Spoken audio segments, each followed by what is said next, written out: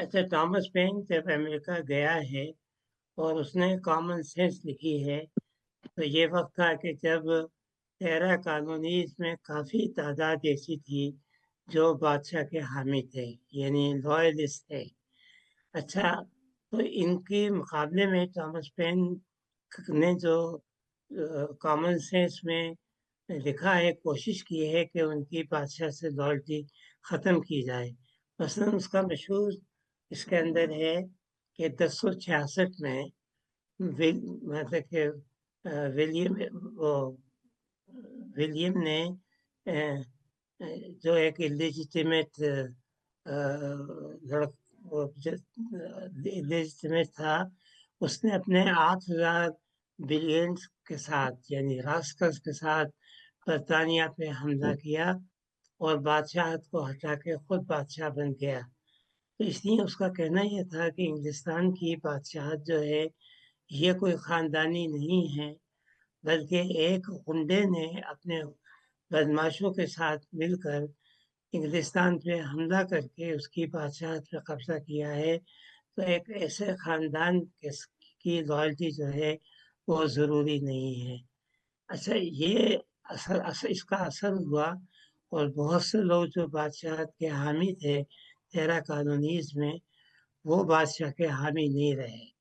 اور جب جنگ شروع ہوئی ہے تو جو سختی کے ساتھ حامی تھے وہ پھر امریکہ چھوڑ کے کینیڈا چلے گئے، تو امریکہ کی آزادی میں پھر ان لائلسٹ کی مخالفت جو تھی وہ باقی جو تھی وہ نہیں رہی۔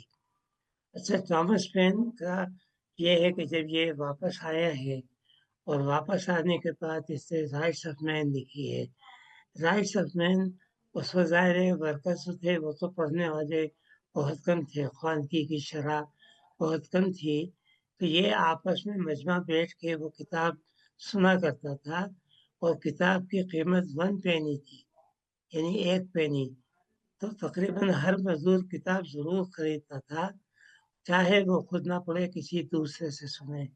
تو اس کتاب نے ورکنگ کلاس کے اندر مطلب کہ ایک نیا تاریخی شعور جو ہے وہ پیدا کیا، اور یہ حکومت ہی ولیم پٹ کی انگلستان میں، انہوں نے اس پہ غداری کا مقدمہ قائم کیا۔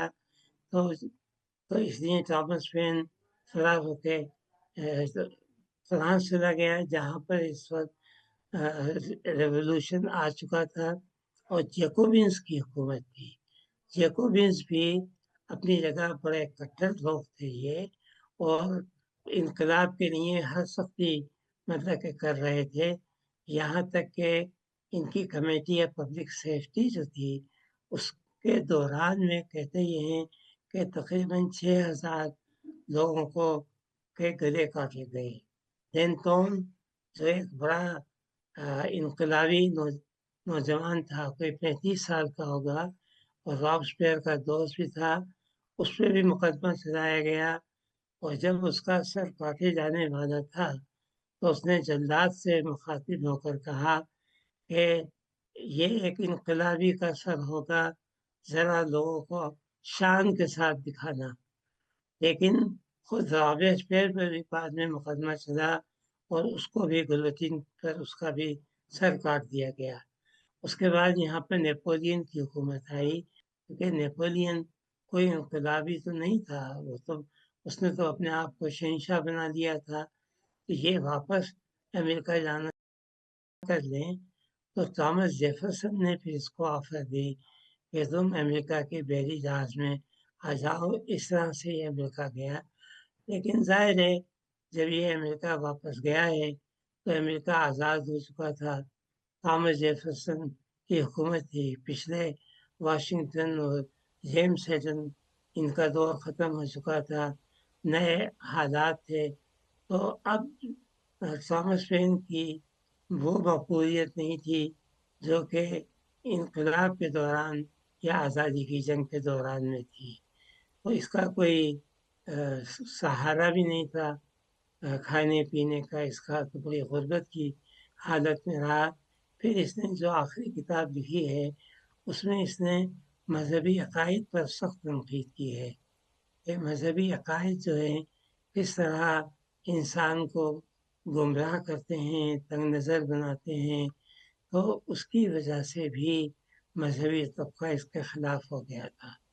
لہذا جیسا اس مضمون میں بتایا گیا ہے کہ جب اس کی وفات ہوئی ہے تو صرف 6 آدمی اس کے جنازے میں شریک تھے، اور ان 6 میں سے بھی 3 جو تھے وہ نیگرو تھے، باقی سفید فام تھے، اور لوگوں نے وقتی طور پہ تو اس کو بھلا دیا تھا۔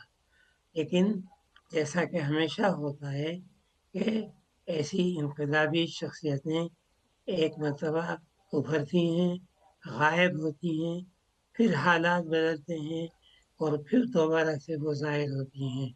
تو تھامس پین ایک انقلابی کی حیثیت سے امریکہ کی اور یورپ کی تاریخ میں جو انقلابی تاریخیں ہیں ان میں بار بار مطلب کہ اس کا ذکر آتا رہا، اس کے عقائد کا ذکر آتا رہا، اس کی جدوجہد کا ذکر آتا رہا، اور اب یہ ان لوگوں میں سے ہے کہ جنہوں نے دنیا کو تبدیل کرنے کے لیے اپنی جان دی تھی۔